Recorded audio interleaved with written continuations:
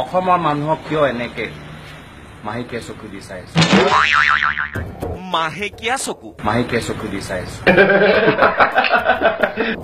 গৌৰৱ গগৈৰ নতুন বচন মাহেকীয়া চকু দি চাই আছে। মহিলা মাছৰ পিছত এইবাৰ মাহেকীয়া চকু মাহেকীয়া চকু দি চাই আছে।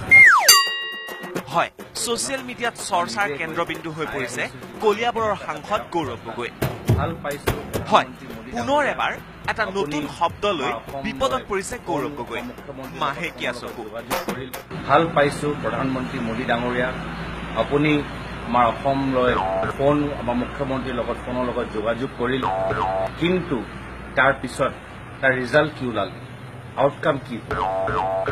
2015 যেতিয়া তামিলনাডুত বানপানী হৈছিলে, আপুনি সেই মুহূৰ্তত কেন্দ্ৰীয় চৰকাৰৰ পৰা 1000 কোটি টকা এটা বিশেষ বানপানী পেকেজ তামিলনাডুৰ ৰাইজলৈ দিছে। অসমৰ মানুহ ভাৰতৰ মানুহ নহয় নেকি? অসমৰ মানুহক কিয় এনেকে মাহেকীয়া চকু দি চাই আছে? অসমৰ মানুহক কিয় এনেকে মাহেকীয়া চকু দি চাই আছে? আজি গংগা নদীৰ 4000 কোটি টকাৰ ফ্লাড পেকেজ গৈছে। আজি ইয়াত মথাউৰি নিৰ্মাণ কাম হোৱা নাই। কিয় আপুনি কেন্দ্ৰীয় চৰকাৰৰ পৰা এটা বিশেষ পেকেজ নিদিয়ে?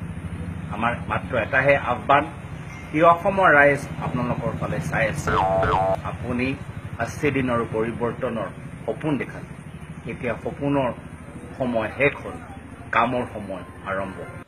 মাহীয়াই চকু নহয়, মাহেকীয়া চকু। মাহেকীয়া প্ৰধানমন্ত্ৰী নৰেন্দ্ৰ মোদীক সমালোচনা কৰিবলৈ গৈ এই অথন্তৰ হ'ল গৌৰৱ গগৈৰ। ৰাজ্যত প্ৰলয়ংকাৰী বানৰ সময়তে ৰাজ্যখনলৈ বিশেষ পেকেজৰ বাবে প্ৰধানমন্ত্ৰী নৰেন্দ্ৰ মোদীক সমালোচনাৰে গৌৰৱ গগৈয়ে আৰম্ভ কৰিছিল নিজৰ মন্তব্য। মাহেকীয়া চকু দি আৰম্ভণি ঠিকেই আছিল, কিন্তু মাজতে অথন্তৰ লাগিল সাংসদগৰাকীৰ। মাহেকীয়া চকু দি চাই আছে। হয়, গৌৰৱ গগৈৰ মুখত নুফুটিল মাহীয়াইৰ চকু, মাহেকীয়া চকু দি চাই। বিপৰীতে কলে মাহেকীয়া চকু। অসমৰ মানুহক কিয় এনেকে মাহেকীয়া চকু দি চাই আছে? এই অসমৰ ৰাইজ আপোনালোকৰ ফালে চাই আছে। আপুনি মাহেকীয়া চকু দি WhatsApp desk, news 18 Assam north east. আপোনালোকৰ ফালে চাই আছে। আপুনি